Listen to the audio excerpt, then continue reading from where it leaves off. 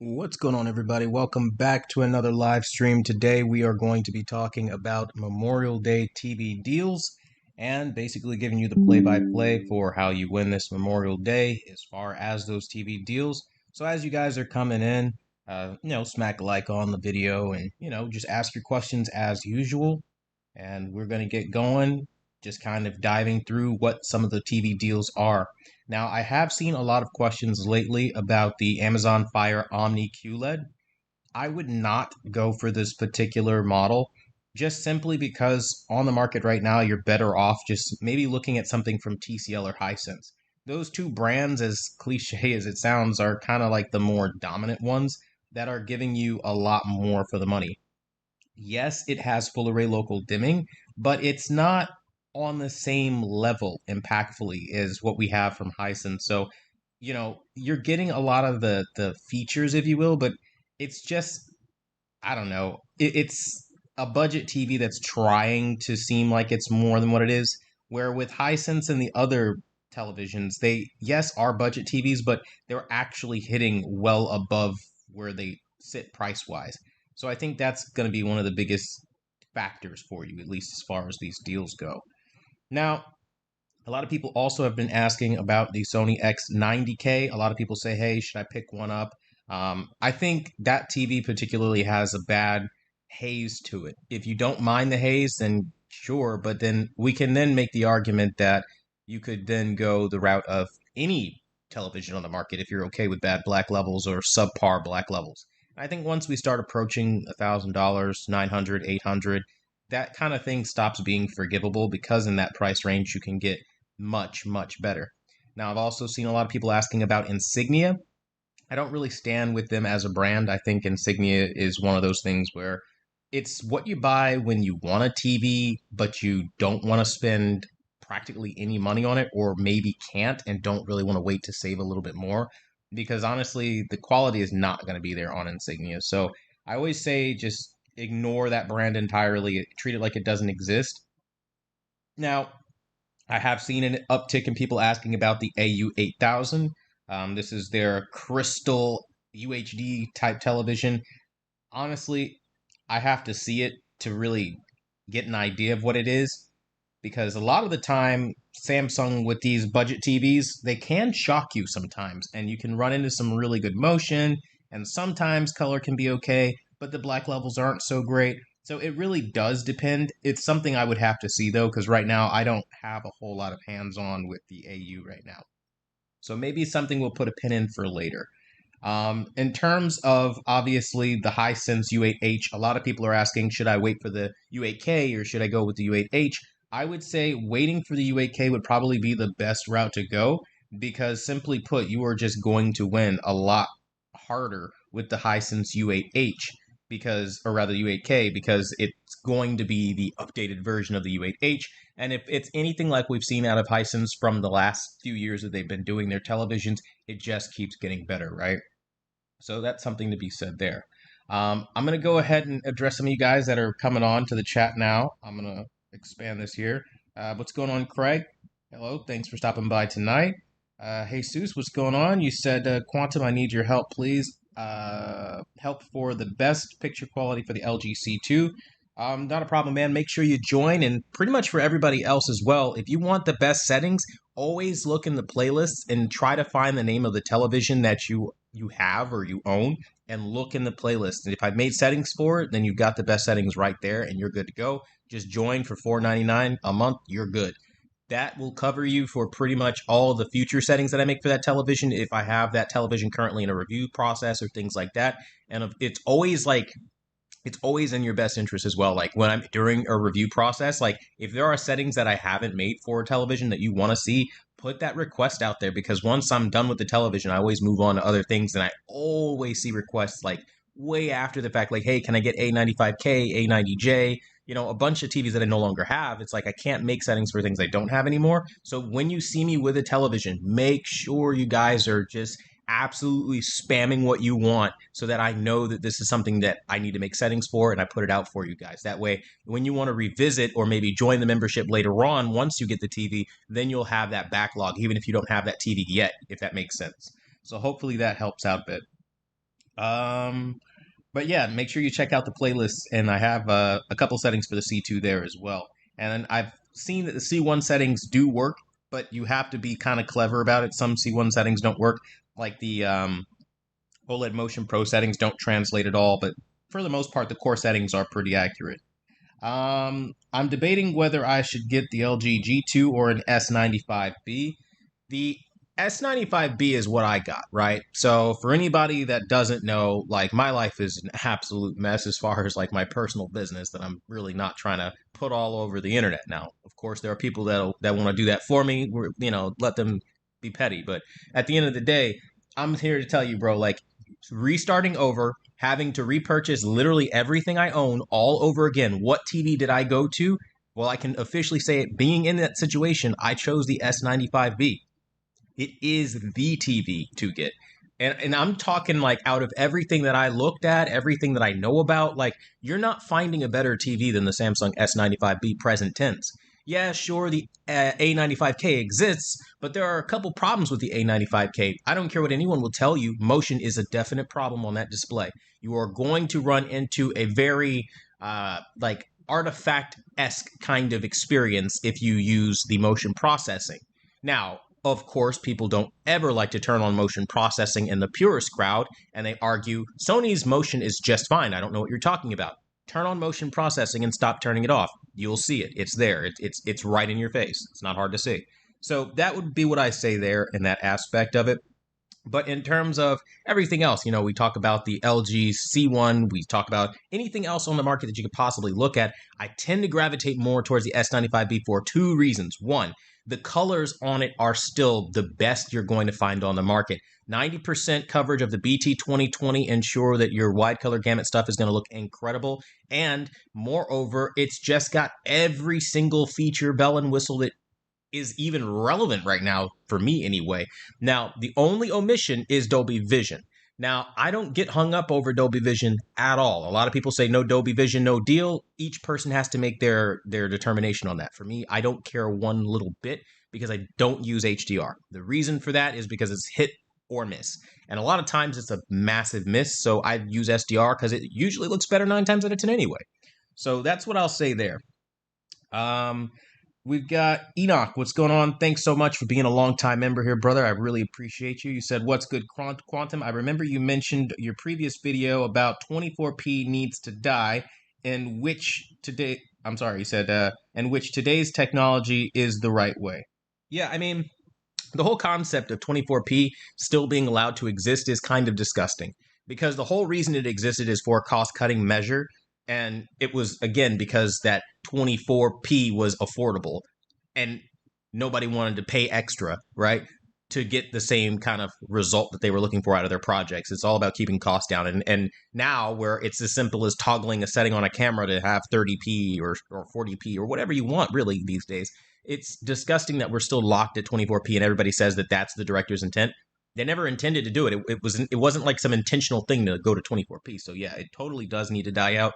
But that requires that people that are in the so-called purist crowd kind of wise up to the game and stop holding on to old traditions and like evolve with time and technology. That kind of would be what I would say there.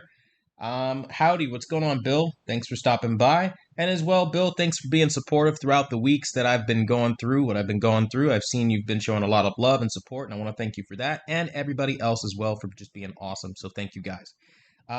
Fred P, what's going on? You said, hey, Quantum, what is the best TV I can get 48 inches at the $500 price range? That's a bit tough because that's a very specific size. I don't really know at that size. I mean, let's try to take a look, right? We have 48 inches, and most often it's going to be probably impossible because the best TV that you could get would probably be something like an LG C2, right?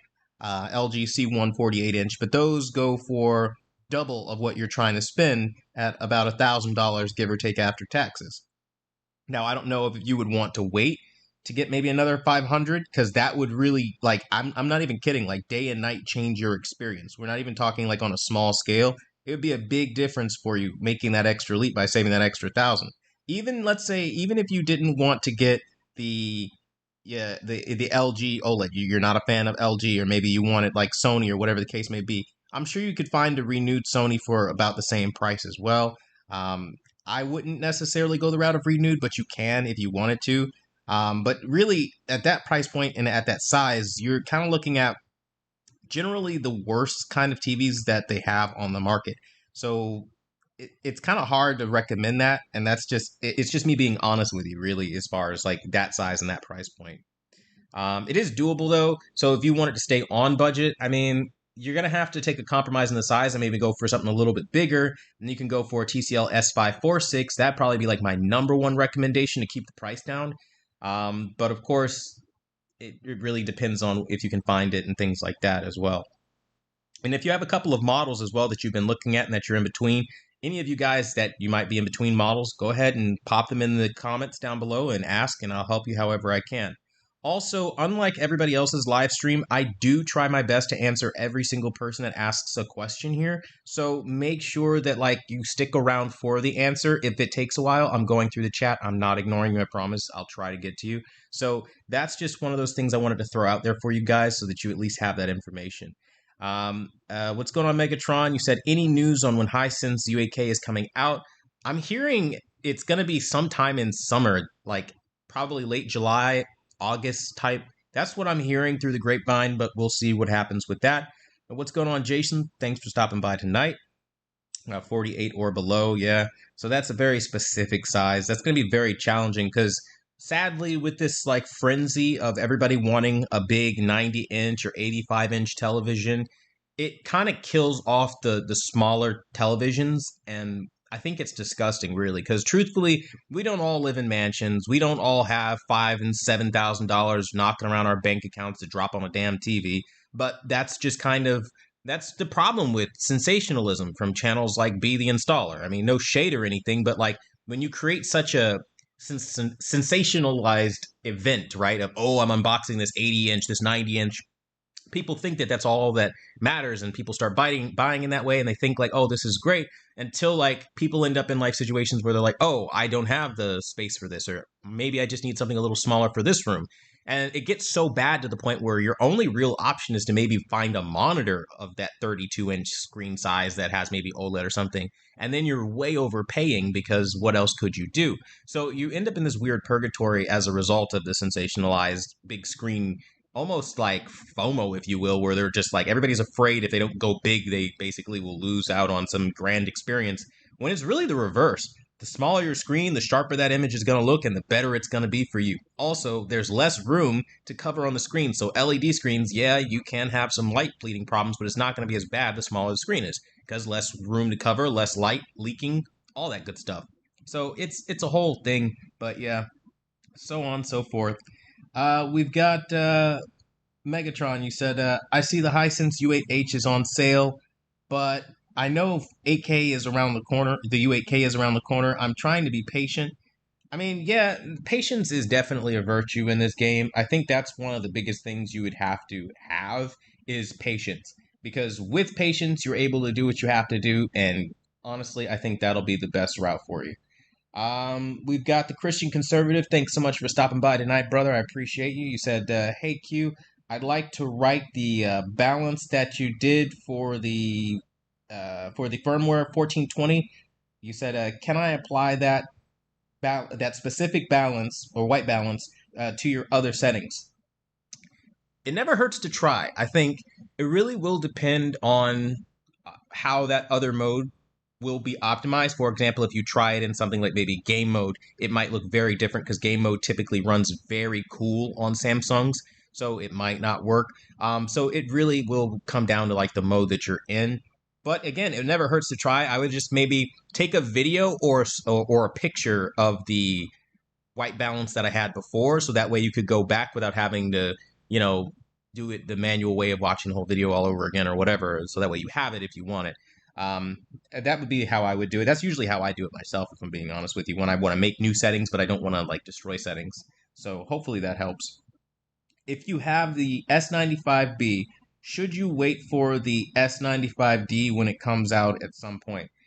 That depends entirely on what their direction is. I mean, seeing how the S90C is basically the poor man's QD OLED, I'm just going to call it what it is at this point, where the colors are less aggressive than they should be for being a quantum dot display, and it's just all around just a meh TV, not as good as it could be. Colors are just not as strong as the 95 series. Now, people were saying that, of course, we would expect that, but I don't really think that that follows because we're talking about OLED. There's no reason for them to put entry-level quantum dots in an OLED, and that's exactly what they've done. So the color throw is worse. And then, of course, comparatively, it just means like you're paying for a downgrade. I don't know. I would wait for, I guess, maybe a handful of TVs, but it again, it boils down to what their direction is. So if we notice that Samsung with firmware keeps nerfing TVs, and we hear about it with the S95C right later on, then I wouldn't wait for that. I'd probably maybe collectively try to, like, I don't know, through your various forums or wherever you guys reach out to each other, I would try to like pressure everybody in the purist community to shut the hell up about director's intent and get them to start pressuring Sony on creating vibrant images, because if they can do that, you can always wash out a TV, okay? It is as simple as turning it all the way down to 0 if you want no color. It can turn black and white. So the idea that we need to have TVs that are less capable for color is not the goal. The goal is always to get more color and then dial it down from there, right? So that's where my frustration with a lot of the industry comes from. And I think if we can pressure that, we can get Sony to compete at a Samsung level, or at least give us a mode in the television that is more Samsung-esque, and that way we can work back from there, and that would give us a lot more in the way of competitive OLEDs on the market, because that's really what we need as far as the options. Because right now, it's not like I can just straight up say wait for one or the other. So hopefully that helps. If I pay for the subscription, do you have videos for the LG C2 Quantum? Yes. Yes, I do. I didn't go incredibly crazy with it, but I do have settings for it. And the G2 settings looked absolutely insane on the C2 when I tried it again. So yeah, you're definitely going to be squared away one way or another, so you don't have to worry about that at all. I asked because I have a built-in cabinet that doesn't hold anything larger than a 48-inch TV. I refuse to put a TV above my fireplace. Thanks for answering the questions. Been rocking with your channel since you had KS8000. Damn, you've been here since 2016. I feel you, man. Thanks for being a long-time viewer. So, yeah, for stuff like that, again, where there's a very specific size, usually like a TV cabinet or something like that, I would say then I would maybe save up for a little bit and get like an LG C1, an LG C2, maybe an LG C3, that kind of thing. Because if you go with like one of these LED TVs, it's just going to be subpar. And especially if you've got like a nice TV cabinet, you want to feel like $1,000,000 when you open it up to kind of hang out and watch family time. So I think that would probably be the better route. Yes, it's over budget, but it'll be worth it, and the impact that you get out of it will be way more. Now, I also want to kind of address something that I've been seeing like in recent days. A lot of people like kind of have been saying like almost every AV YouTuber or television viewer favors OLED, or there's like this OLED bias. Let me just kind of point out, like, for years I was the one guy that hated OLEDs and always told you where they had black crush and various issues like blood orange and stuff like that on LGs. If I'm telling you now's the time to buy OLED, you might want to listen, because I have been the guy that has been the holdout, and there's at this point there's no reason to hold out anymore. And I'm not saying this as a guy that like is paid off by anybody or has vested interest through sponsors or anything like that. Like, everything is crowd and self-funded. So trust what I'm telling you and do what I'm saying, and you're going to walk away with a TV that you're going to be proud of and win 100% of the time. Just, again, food for thought for everybody who might be a little skeptical. And again, shout out to Fred for being a long-time viewer here. All right, so hello from Orlando. Which 85-inch Samsung TV can I buy that doesn't have the rainbow effect? I bought the S95B, and the rainbow effect is terrible. I'm going to, or rather the QN95B, and the rainbow effect is terrible. I'm going to change it. Well, I think it kind of boils down like this. If you have a television that has the rainbow effect, it's kind of easy to produce. So when you're in the store, just kind of turn on your flash and hit the screen with it, and you'll be able to see the rainbow effect relatively easily. And that, I think, will be a good life hack for what TV doesn't have it. Because off the top of my head, I can't tell you how many have it and don't have it, because that's not the kind of information I kind of retain or remember. Shout out to Chef Ted, thank you so much for your donation of $1.99. I appreciate it. On top of being a member, brother, thank you for looking out for the channel. Now, your question is, what's the best TV you can get for $1,300 at 75 inches? Ooh, that's a bit of a challenge there, but we're going to take it on, okay? So we're going to go for 75-inch TVs, and let's just kind of see what comes up, okay? Immediately, we don't want to do the Amazon Omni. I mentioned that a little earlier on in the chat or in the live stream. We don't want to go ahead and do that. Now, depending on your pickiness, you could go for something like a Hisense U6H 75-inch variation. You just have to be willing to take a little bit of a downgrade, obviously, from what we would expect. Now, I'm kind of expecting the 75-inch U8K to come out at a decent price point, so that might actually be worth waiting for. Of course, we have to still do pixel tests to see if it's an IPS panel or so on and so forth, but that's what I would say there. I wouldn't go with any of the Samsung Crystal televisions typically, simply because they're just kind of really big and they're not like the quality that you're looking for. Now, an argument can be made that you can kind of go back in time a little bit too, and maybe you can go for something like the Hisense U8 or rather U7G. I can't remember if that one was IPS or not though. That's the only kicker here. You could go with this U7H. That's a decent 75-incher, but I don't like IPS screen, and I believe the 75-incher on that one was IPS, or maybe it was the U8H. So I do tend to get some of these models mixed up after it's been some time. But typically you want to start with your full array local dimming options. Now, I would not go with something like the QN90B or anything like that. Those are over budget and they also don't look particularly great. Now, if you wanted to, I don't know, it's hard because it's like your immediate options aren't great. You can try maybe like a TCL 5 series and see if that works. But depending on which one you get, you might run into some issues as far as Black Crush and blooming. So it's not great. It's definitely a challenge, but I would say I would start trying to find like maybe a TCL S546 if you can still find one. If you can't find a TCL S546, my next attack plan would be then determining between the Hisense U6H and the U7H which one that you would want.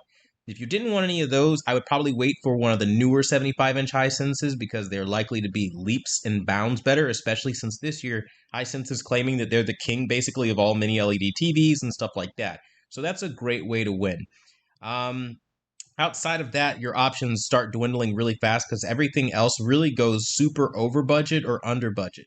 The only other option that I would recommend if you're not picky about black levels would be the 75-inch Sony X80K. It has tremendously good highlight placement and the picture quality is good, though it is a bit dated in the processor as far as like the way that it looks and how it just kind of presents a picture. So if you're expecting like state-of-the-art, cutting edge, you're not getting that. You're getting the 2017 4K X1 HDR processor. So that's something that you have to think about. No cognitive processor for you. But the image quality is great. So it's a double-edged sword.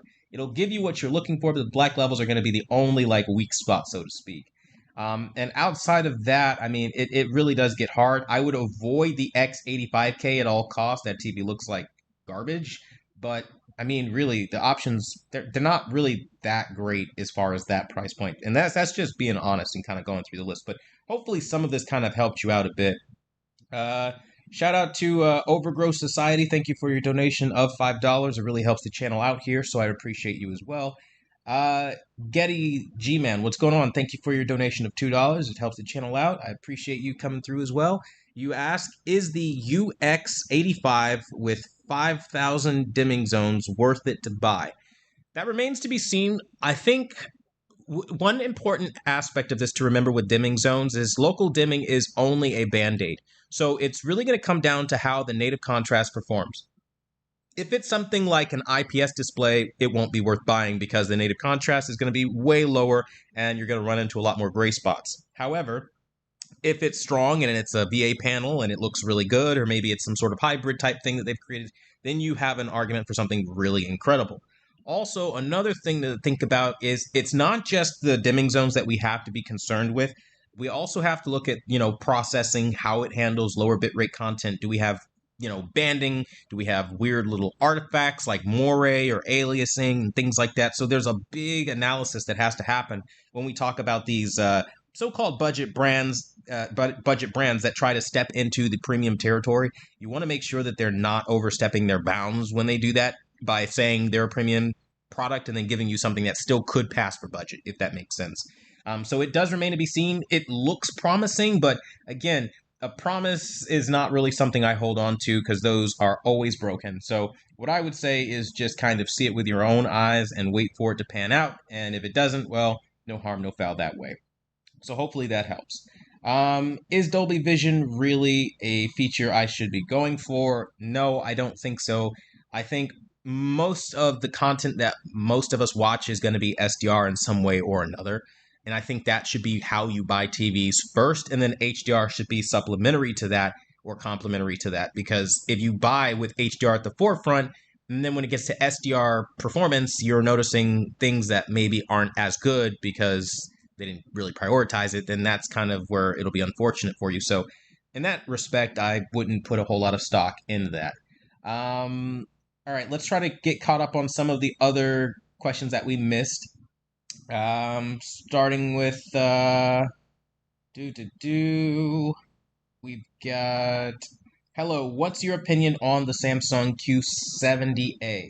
I don't think that that's a good model. I think that maybe if you're going to go that route, you probably should take a step down, like maybe like a TCL 5 series or 6 series.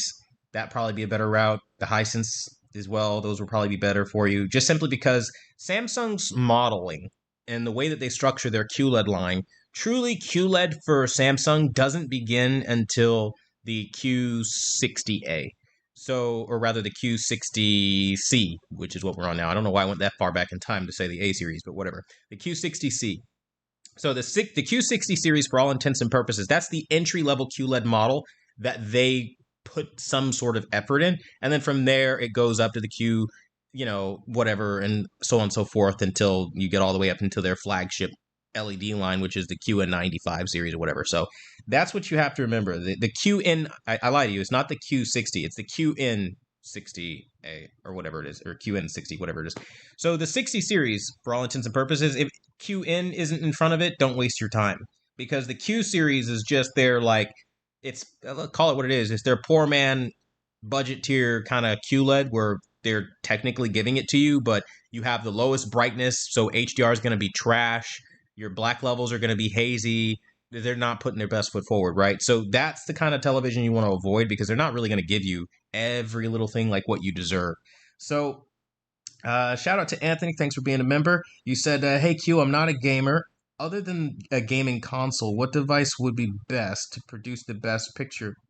So that's kind of hard because you could say a Blu-ray player, but the Blu-ray players kind of have a bit of an issue sometimes where they get glitchy and they freeze on you. But Blu-ray players do have kind of unique color abilities as far as changing bit depth and things like that to really work very well and look really good. But it also depends on the player.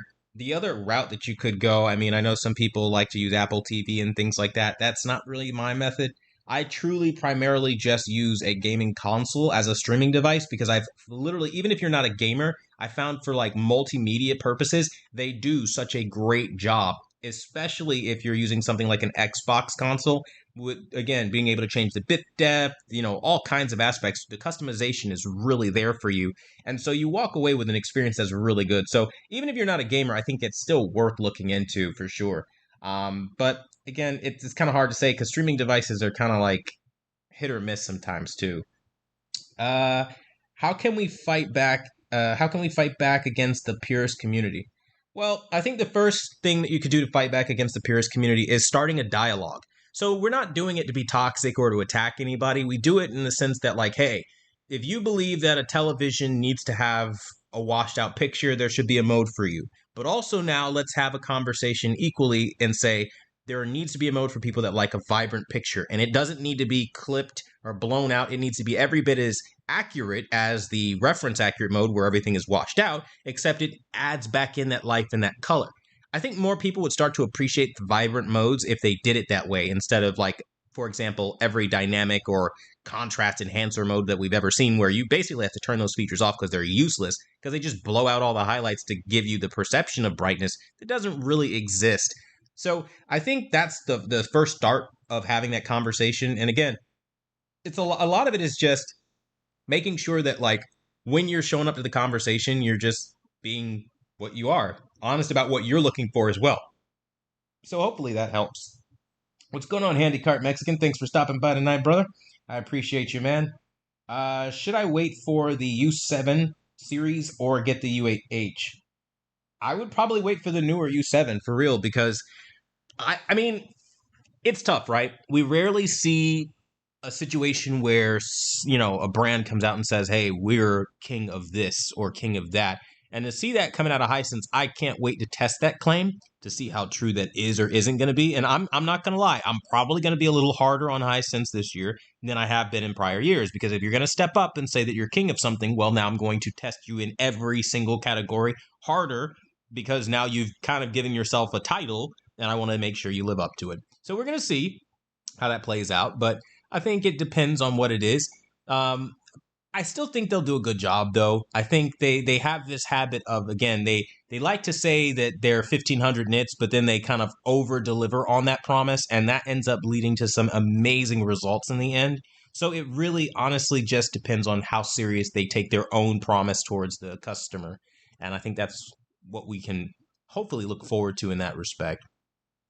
Now, shout out to Red Hat Penguin. Thank you for being a member here, and thank you for your donation of $19.99. As you know, it really does help the channel out a lot. And for everybody else that donated as well, I really appreciate you guys. Now, your question is, ordered a C165, received a C2. That's not good. That's kind of a bait and switch right there. 1 week left to send it back. Actually love it. Other than the judder/stutter, slow pan scenes and streaming, yeah, that's the kicker between the C1 and the C2. The motion got worse on the C2 by a lot, and that's the one thing that sucks. Not a fan of SOA. Got the U8H on the way. To compare it before sending it home. Your thoughts? Well, I think the C2 is still better than the Hisense U8H in terms of motion. I think even though it does have some judder, it's going to perform smoother than the U8H. The U8H is just Hisense, they need to work on their motion again. They came out with the H9F back in like 2019 or 2018 is when it was. And it was really very fluid, like stupid fluid. I was blown away. And then they come out with the, H9F or H9G or whatever it was. I think it was H9G actually. And then that didn't have as good of motion. And then we just kind of went going downhill as far as motion from there. And they haven't really fixed that. LG is kind of the reverse. I've noticed that like the C1, freaking amazing motion. But then we went to the C2, motion got bad. We went to the C3, motion got slightly better. So it is like a up and down kind of battle. I think in terms of picture quality, that's where you're going to see the bigger differences. And that's where the C2 still, in my opinion, pulls ahead in terms of the Hisense in some areas. So obviously black levels, we can just give that immediately to them. But the other aspect is the highlight placements are just really good on LG. And you're going to notice more often than not on the Hisense, it's really bright. The colors are going to be way better. They're going to be vibrant and beautiful. But you are going to notice banding and posterization. And that is going to get really old very quickly when you start watching, more higher end media like 4K content or stuff like that. So that's where the LG is going to take the cake. And then also gaming is where LG kind of takes the cake as well because they have every feature you could ever hope for. So it just kind of seems like even though you got definitely bait and switched, which is just ridiculous, it's not all bad. However, it's going to come down to if you like that luminosity and that luminous pop and that vibrancy, then you're going to want the U8H because that's going to be where the win is going to be for you. So it all really just does depend. You have to see how it works out. Hi, Quantum. Are you going to review the TCL QM8? I don't know. It depends. We'll see how soon they can put it out and, all that good stuff. And we'll see. I'm not opposed to it. And, we'll put a pin in it for later and see where it goes. Awaiting the S95B 65-inch. If I do decide to allow it to update, can functionality be restored with SM hacks? I would not rely on hacks or modifications of any sort to try to roll back firmware.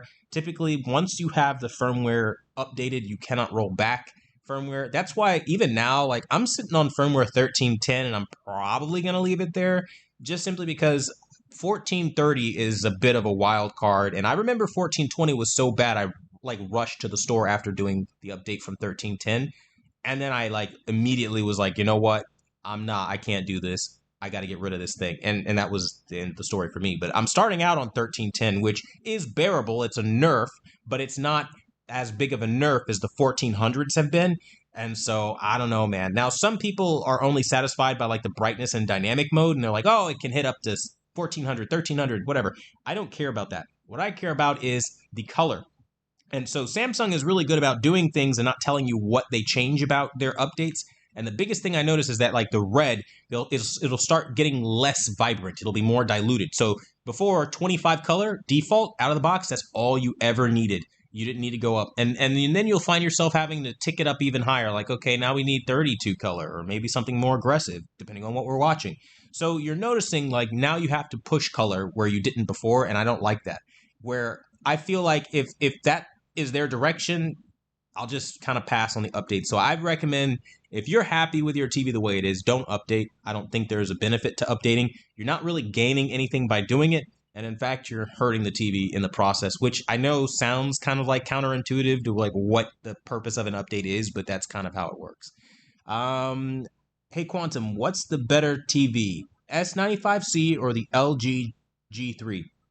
The LG G3 is going to be better for motion, and it's going to be better for highlight placement, period. That TV does something spectacular for highlights. It'll draw you in and immerse you in just such a breathtaking kind of way.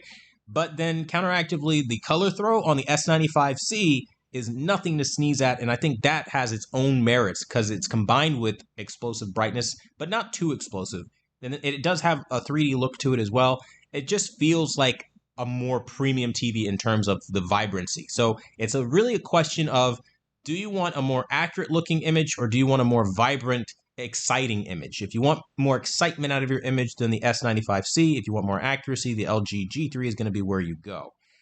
Who gets brighter between the S95C and the G3 is kind of a bit of a moot point because what I've noticed is it depends on the scene. So in some scenes globally, for example, if we have a bright sun in the sky on like a beach scene, right?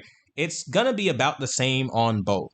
But when you get to certain like key moments in like a movie, for example, like the Justice League or whatever, when Wonder Woman is kind of standing next to Cyborg and she's talking to him in the streets and the street lights go out, then you can see like a little bit of the practical lighting in the background from like car lights and things like that. Little moments like that, you might notice one has the edge over the other. And in some cases, the G3 will pull ahead, and then in other cases, it'll be the S95C. And it trades back and forth to such a degree where it's kind of like a moot point. It really doesn't matter one way or another because both are bright TVs. I will say I would give slightly more of an edge to the LG G3 because of the way it hones in on highlights. So instead of it just saying, hey, a highlight is a highlight, whatever, let's just do it however we do it, it makes sure that it's a tight highlight, and I really love that contrast that comes as a result of that. However, the reverse happens entirely. When we talk about HDR, the S95C by far, period, this year is probably the best HDR TV for an OLED. It just does something so freaking magical. That 90% BT 2020 color coverage combined with their refinements, it's so good. Like it's insanely good. And I don't say that about HDR literally at all ever. And it's still the best HDR I have seen yet on any OLED TV with the S95C. So if you find yourself watching more HDR content or playing more HDR content, then immediately you're going to want the S95C. So it does, again, get really complicated. So hopefully I didn't make it harder, but yeah. Best pick between the C2 versus the Samsung S95B. Oh, wait, B95. I do not know what a B95 is. I'm imagining it's the S95B, but if it's not, if it's a B95, I do not know what that is. So, yeah, don't know, man. Can I buy the TCL R646 for movies and series? Yeah, absolutely. It's a good TV. And you said, should you buy it as well? Yeah, I mean, I think it'll be more than adequate. There's just, with the S4, with the, what is it? The R646, you're going to notice that it has a black crush problem, so you're going to be spending a fair amount of time trying to balance that out. TCL has, for years, been struggling with this black crush problem where low-lit scenes, typically, they get a little dark, and then you got to really challenge yourself to get out of that. And then, of course, out of the box, it ships pretty green usually from TCL, and that's also a challenge. So these are things that I hope that maybe something newer would be able to fix, but specifically with the S or the R646, you're definitely going to have those challenges. So just be mindful of that if you do buy it. It can be fixed, but it is going to be work to do that. What's going on, Matt? You said, in general, who do you point someone to on a budget, TCL and Hisense? And then you ask why. Well, typically, if you're on a budget, I would go for Hisense almost immediately because Hisense tends to give you explosive brightness, very good vibrancy. They don't go through Roku or any of the other nonsensical apps that like just are dumb, frankly, in their operation. Then all the features that they give you are pretty much all you need to get a really well-balanced image, and then something even beyond that that competes with TVs twice its price point, 9 times out of 10. Then you have, like with the newer one, like the U8H, you have so much more with that white balance feature, where you can independently control the white level or the black level through Game Zone. That is just ace because it really changes content for the better. So again, it's a big difference in terms of if you want to tune up your TV and stuff like that, then I would go with Hisense. Of course, the overall picture quality. However, if you're somebody that just kind of doesn't really care, you want a good price, and I don't know, from that aspect, maybe you like Roku, then of course you would go with TCL, but Hisense usually is where I recommend most budget consumers go. And honestly, most mid-range consumers as well, given the current landscapes for LEDs and mini LEDs specifically. So, and with this new partnership with the NBA that they've got, I imagine that their TVs are going to have to live up to some sort of reputation so that they don't embarrass the NBA. But I don't know. That just could be my thought process there.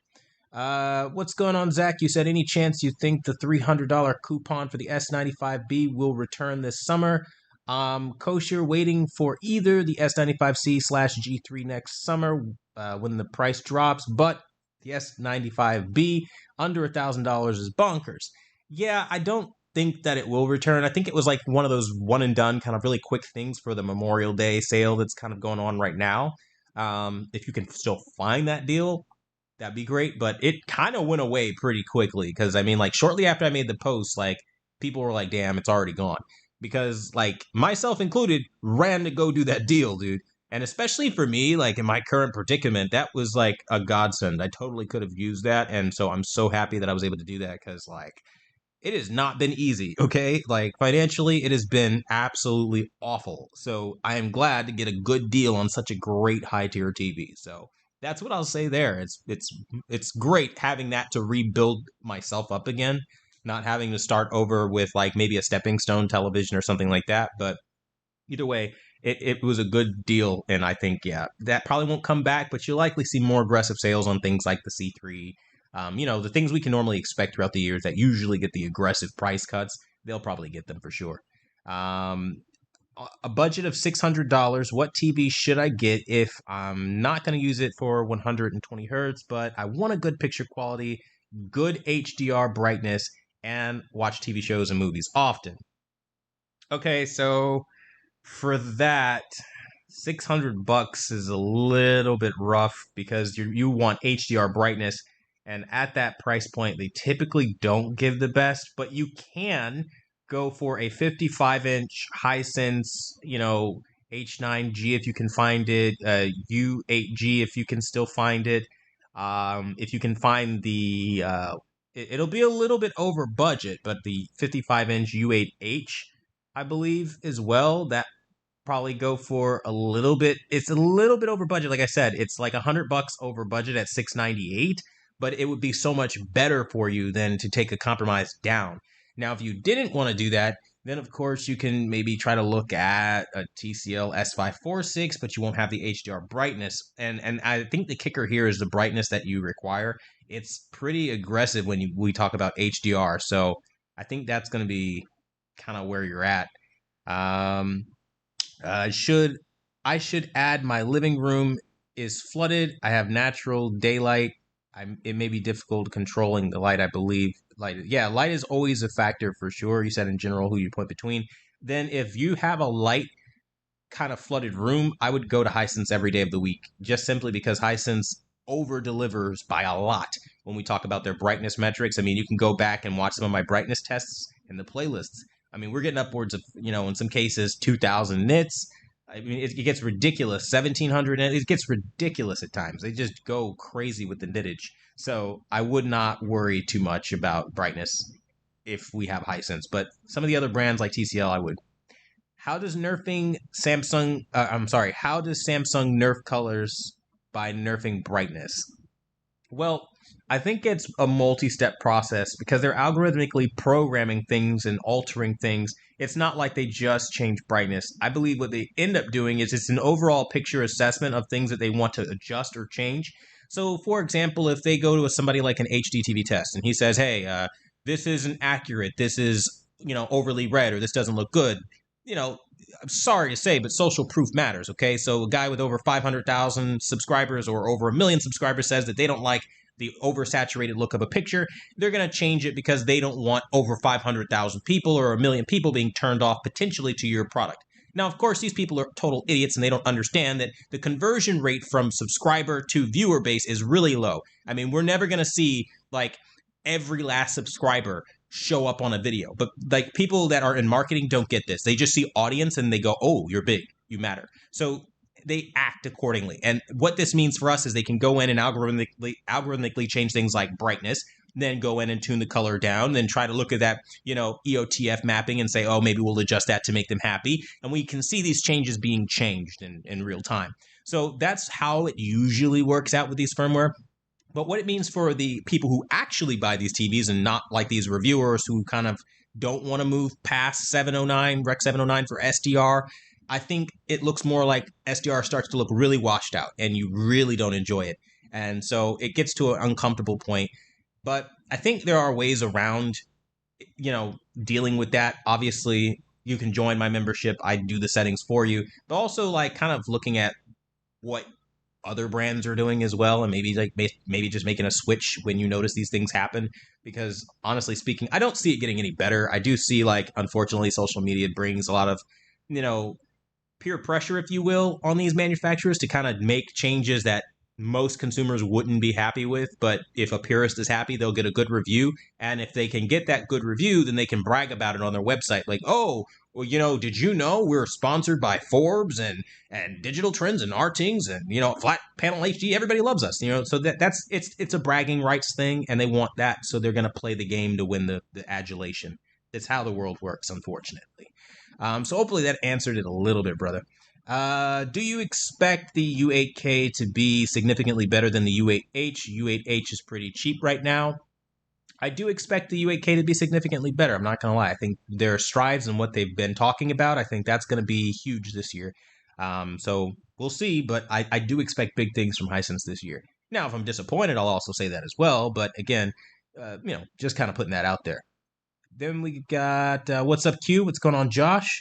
Okay, that explains nits better. Thanks, no problem. I meant to say best pick between the LG C2 versus the S95B. Thank you. I would go with the S95, or rather, you said QN95B. That's an entirely different conversation altogether.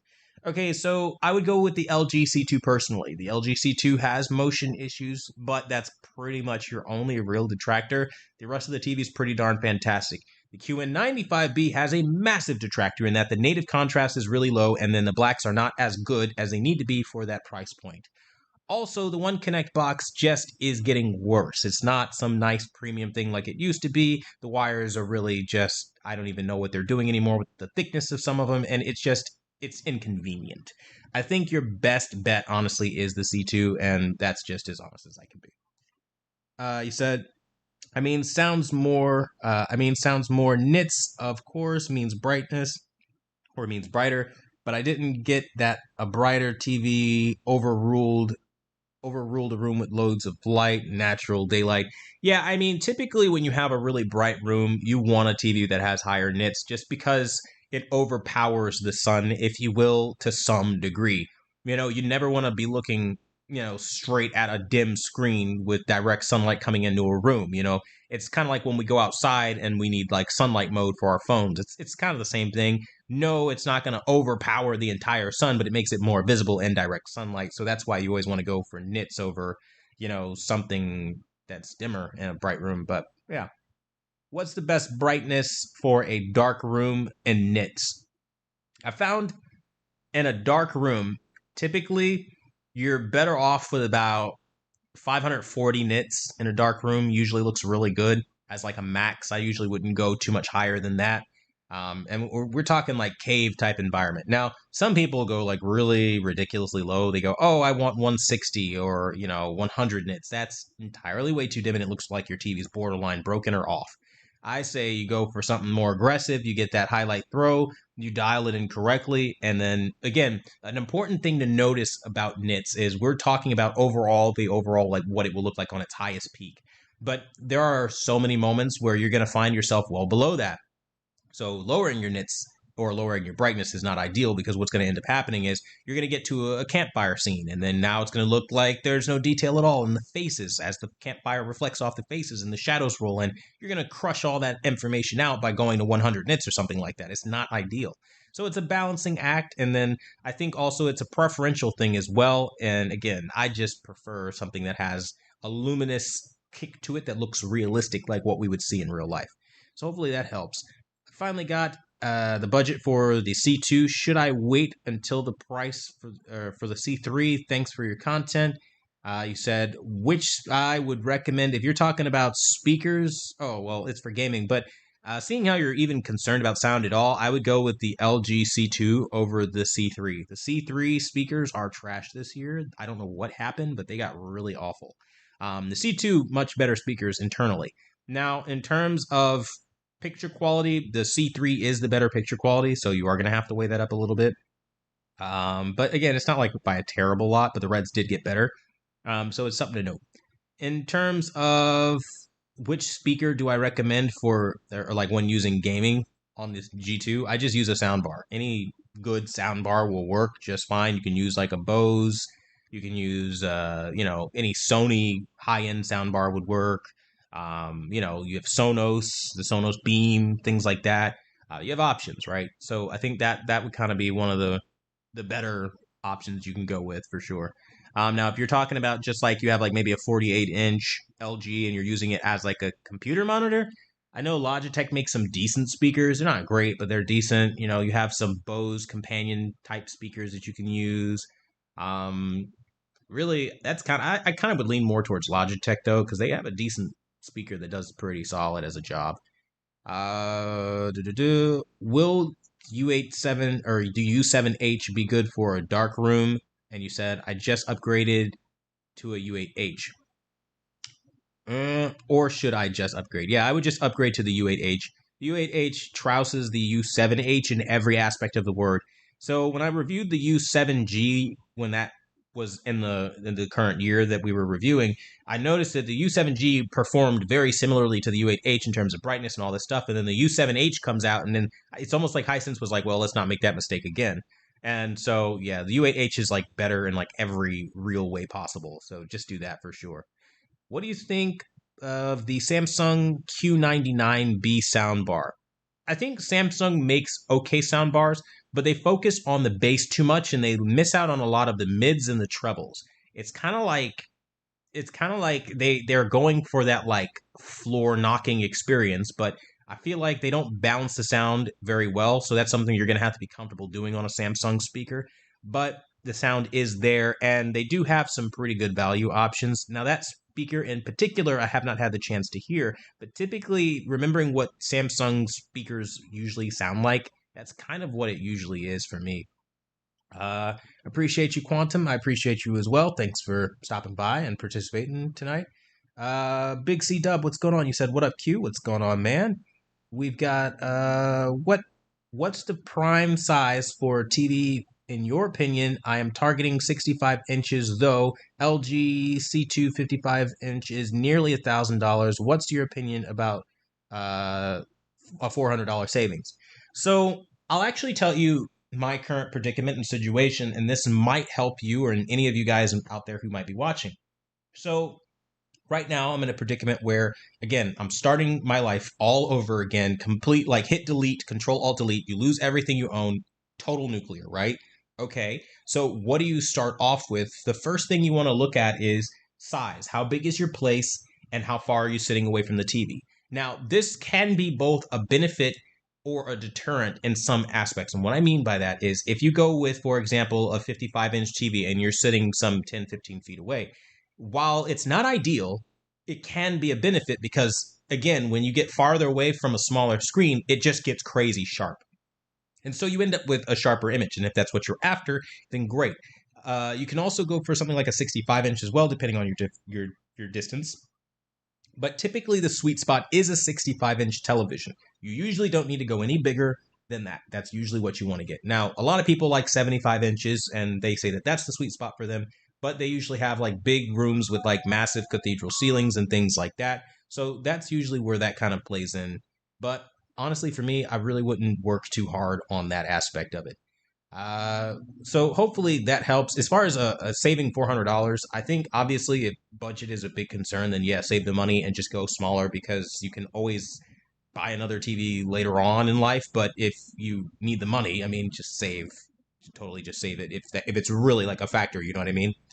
Um, Hi Quantum, are you going to buy the U8K? Yes, I am. I have every intention on seeing what that bad boy can do when it launches. Hey bro, whatever happened to your Sony 930E calibrations? Those were the best. Yeah, unfortunately, those kind of had to be removed, if you will. A lot of the time, I'll make videos, especially like in the early going of my career, before, we were doing anything remotely close to how I help you guys now, like where there's a weekly live stream and stuff like that. Yeah, it was really difficult to remember not to use copyrighted stuff. So I'd play like Mario Party or Mario Karts, or I'd have a song playing in the background or a trailer going in the background. And so it'd be years later, like 2, 3 years later, 4 years later, and I'd randomly get hit with a copyright. And then I just remove the video now because like it's just not worth the hassle, honestly. So 9 times out of 10, if you see it something like that, like the 930 settings or some other settings that get removed or other videos that get removed, usually it's because I just don't feel like fighting with the whole copyright nonsense. Could you win? Yeah, sure, totally, you could. I just don't care to. It's like they made the content, it belongs to them. I'm just going to get rid of it and let them have it. That's just how I think. But yeah, so that's what happened with that, man. Will the UH go down to around $600 when the U8K comes out? There is a strong possibility of that happening. I just feel as though, we don't really know how soon it will happen. It could happen 8 months from now, right? It could happen like once we're in next year, March, and they're trying to clear stuff out that they still have left over. We don't know. With sales, you usually have to be pretty aggressive with watching them for them to really matter.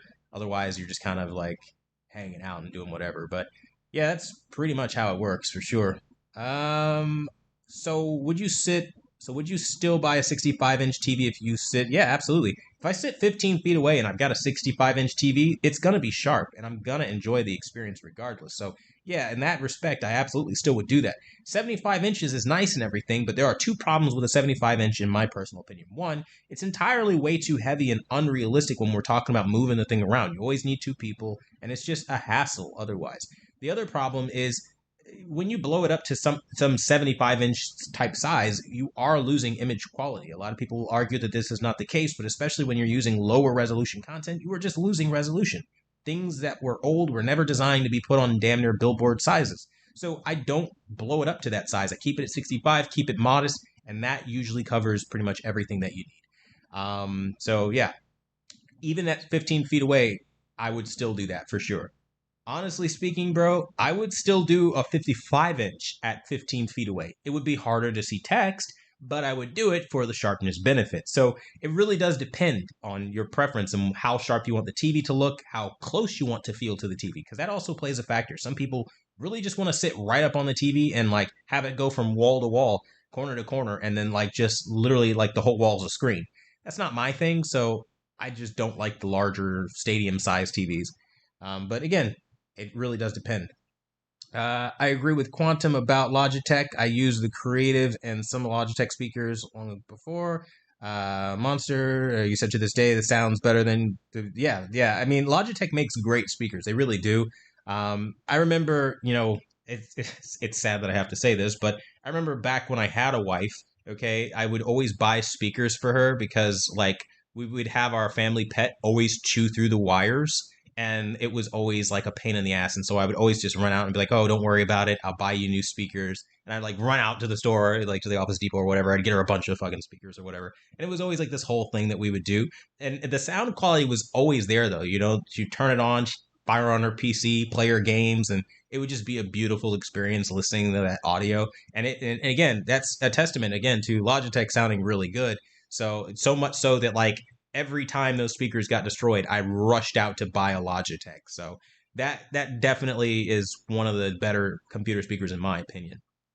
Um, when playing Diablo 4, do you need a top end TV when it's a top down game? I don't really think you need a top end TV. I think it depends on your preference as to what you want, honestly. I mean, that's just me being honest. I think you can get by on a mid range TV. For example, you can get like a U7H. You don't really need like a top end TV, right? I think it just depends on what you're looking for. There is no more U8H brand in Mexico. Hisense is sold out of them. There's just a few at some stores. I'm glad I got mine for around 600. There you go, Rob. What do you think the motion lighting on the Samsung S95B? I think motion lighting is a very useful feature because what it does, unlike the ambient light sensor, is it algorithmically determines the pixels, at least not the pixel, so to speak, but like the light around the pixels, what should be dim and what shouldn't. And it tries to use motion to calculate that. And what this usually does is it brings out more depth out of your objects. That's what it's supposed to do. Sometimes it works, sometimes it doesn't. But most often than not, you're going to find that things usually look a little bit better. Now, sometimes, depending on the firmware as well, it can change with firmware. For example, I just tested the feature out on firmware 13.10. Don't know what the decimal point is or whatever. It could be 13.10 even. I don't know. But essentially, on firmware 13.10, I'm noticing that like with the motion lighting on, it's good, it works and everything, but when I turn it off, it actually looks a little bit better. Although the global brightness is a bit more sloppy, and so it's not as refined as with motion lighting on. So it's kind of like fine tuning in a way. I think it's a good feature for sure, though. What's the best overall Hisense for this year? We haven't had they haven't come out yet, so I can't really answer that. You said because I wish to get the U8H, but not sure because I have the Q8FN. Yeah, the Q8FN is still a monster of a television. I do think it's starting to show its age a little bit in terms of local dimming performance because now we have TVs that can do local dimming without even batting an eye. But as far as everything else, I still think you've got a pretty solid set. I'm ready to get my first 4K TV. U8H 75 inch is what I'm targeting. Thoughts? I heard that it might be an IPS for the 75 inch, but I'm not sure. I would double check that, and if it is, then I would avoid anything IPS. That would be what I would say there. Maybe look for a different television if that is the case, but if it is a VA, then you're perfectly fine because that's wonderful. I have nothing but good things to say about the 55-inch U8H and things like that. So, food for thought there. Red Dead Redemption 2 is my favorite game of all time. Excited to see how it will look on the C2/C3. Well, there you go. Is an open box item worth buying, or is it better to get a new one? It really depends on what the item is. Sometimes you can find really good deals where people just open it up, say, I got the wrong one, or they give it as a gift to somebody who's a spoiled brat and they go, you know what? I don't really want that. I can't believe you got the wrong color. And then you got to send it back. And now it becomes an open box item having never been touched. So when you find items like that are just never touched, that's a great deal because you get a markdown. When it's items that have clearly been used and they're clearly like messed over, that's where you walk away. And it's kind of like you'll pretty much know when you look at it what the deal is. So just kind of try to be cautious, if you will, or observant. But for the most part, that's how I would go about it. I don't usually recommend doing any kind of like open box or anything like that because usually it's not worth it. With firmware 1420 and 1430 updates on the S95B, much should I turn on? Should I turn up the color 5 or 6? I mean, it's hard because I haven't seen 1430, and that's the current one. I know 1420 was pretty bad. I had to ramp up the color a bit. It was pretty bad actually. Remembering it now, Might want to run from that update like the plague. But yeah, I don't know what the 1430 is going to be like. But you usually have to aggressively turn up the color, and especially SDR. Like it was pretty bad. Like they washed it out, which there was no reason to do that. Like I don't understand. Of course, I understand we have new products on the market, but I don't see why that should have been the route they went. But so on and so forth. You guys kind of get what I'm saying here. So what do you recommend for a 75-inch mini LED? I would recommend waiting for the new Hisense U8K. I think that might be more promising than anything else that we have right now at the present. So that being said, guys, I want to thank you guys for stopping by another live stream. We'll do another one next week, Friday, 7 p.m. through 8 p.m. Eastern Standard Time, just to kind of help you guys out and things like that. Bring your questions. Don't forget to look at the playlists, go through them if you have certain content that you need. As far as everybody who's a member who has joined recently, make sure that you're going into the playlist, finding the TV that you own, and all the settings will be there. That being said, again, I want to thank you guys who donated, supported the channel tonight, showing the love. Everybody who's been supportive through me going through this awful time in my life that's really, it feels impossible to even still be alive right now. I'm not going to lie to you. But somehow I'm living still, and I'm making it every day somehow. God only fucking knows. But at least you guys are showing the love and helping me out through it. And I've had some pretty amazing people. Danny, love you, bro. You're absolutely rock solid, man, through this whole fucking thing. Honestly, without Danny, bro, I mean, oh my God, I would be so lost right now, man. Like, that's the truth for sure. And just so many other people who have had my back as well. So it's gonna be hard getting back to normal, getting back to what we remember. But I expect next week I'm gonna be pretty much back to where I was as far as like what we do on the channel and things like that. So you guys can expect things to be normal. I've been securing some sponsorships behind the deal or behind the scenes. So what that is going to entail, typical what you've seen before, we have products, we review them.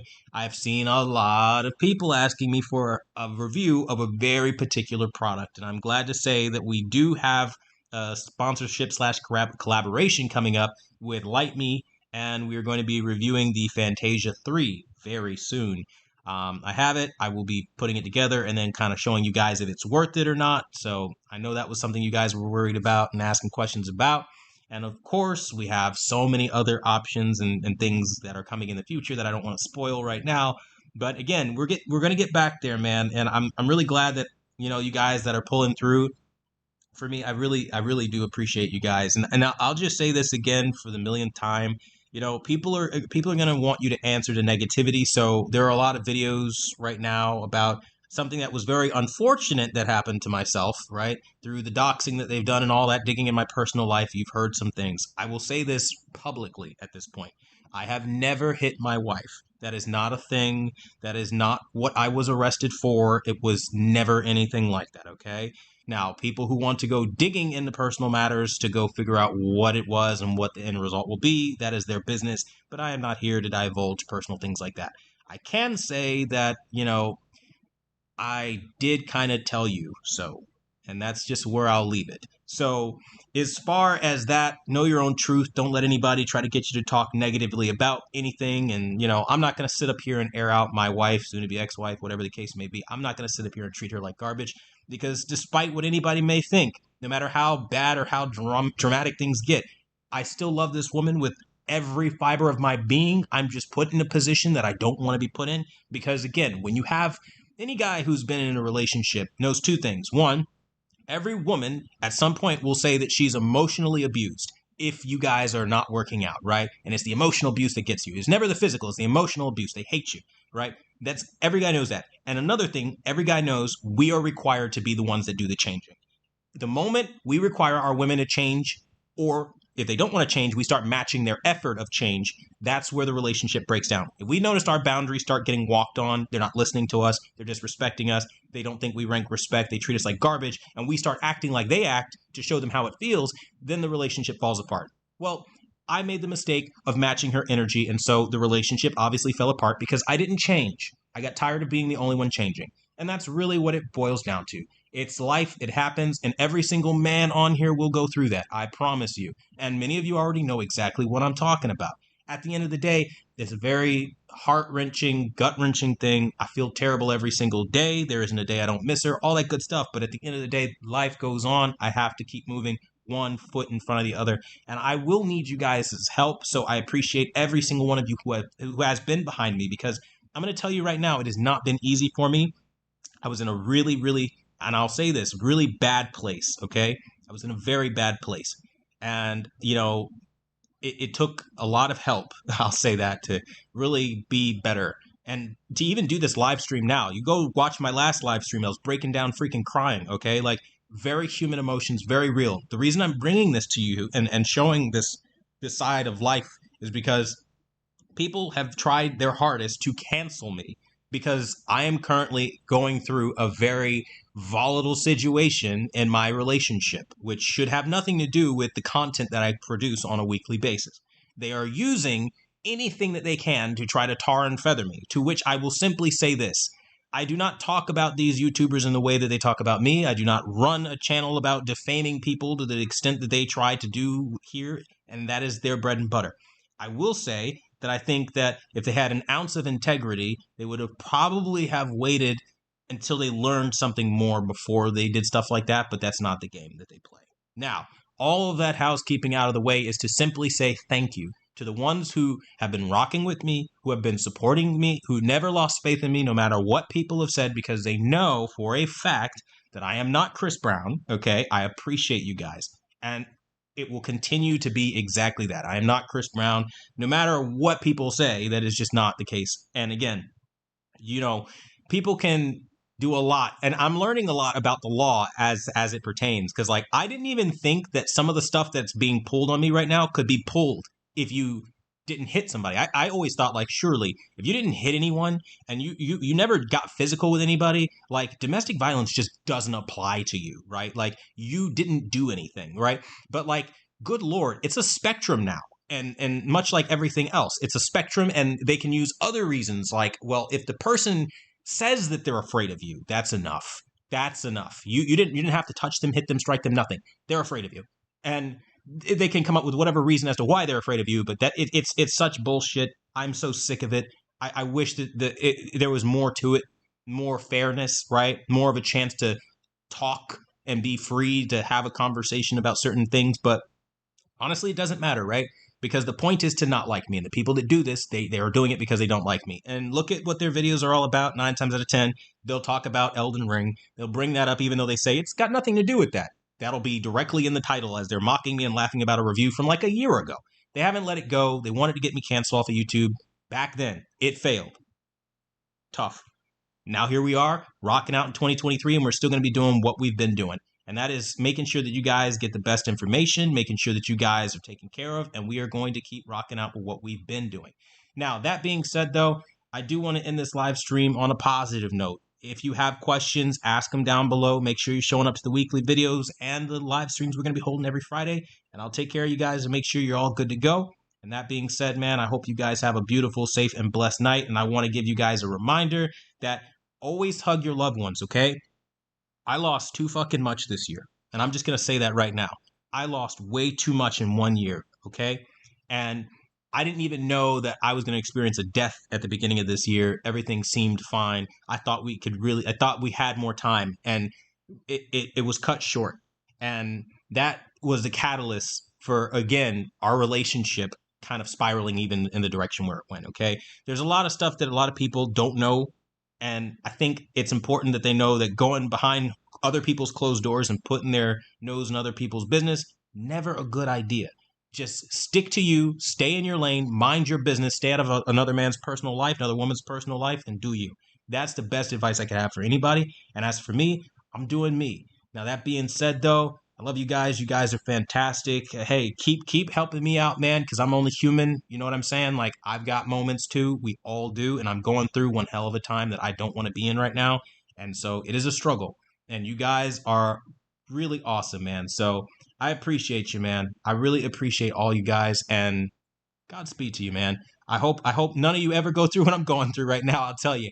But if any of you do, you know you can reach out to me and I'll help you however I can. But that being said, TV's going to get reviewed. ask about more S95B stuff, and I'm going to get you covered and get you squared away. I got a lot of stuff I'm still backed up behind, a lot of stuff for firmware 13.10. So we're going to have to really just kind of put all that stuff out there. And for everybody, I see you guys in the chat saying thank you for being your authentic self. Thank you for your authenticity, the prayers, all the stuff, all you guys showing the love, man. I really do love you guys, man. I really thank you guys for the prayers. I know you guys probably hear this from other YouTubers, right? And it's super fucking cliche where they go, oh, guys, thank you for the prayers. No, I really need them. Like, when I tell you I'm not okay, like, my health mentally is not where it needs to be. I'm not okay. I'm reaching out to all kinds of groups. I'm trying to get help wherever I can. I'm not okay with this, okay? Like crying, all of it. I'm not all right, but I'm doing the best I can to recover and to be okay. And that what that looks like for me is transparency with you guys, the viewers, to know like what's going on and how it goes on and just being honest with you. Now, yeah, sure, I'll lose some people by doing that. Some people will say, oh, he's weak or oh, he's just looking for attention. But I'm just being a human being with those who can be human with me back, right? And if you can, I appreciate you guys for letting me be vulnerable with you for a couple of minutes, letting you into my chaotic little world, and listening to the whole television stuff and things like that. So I want to thank you guys so much for watching this.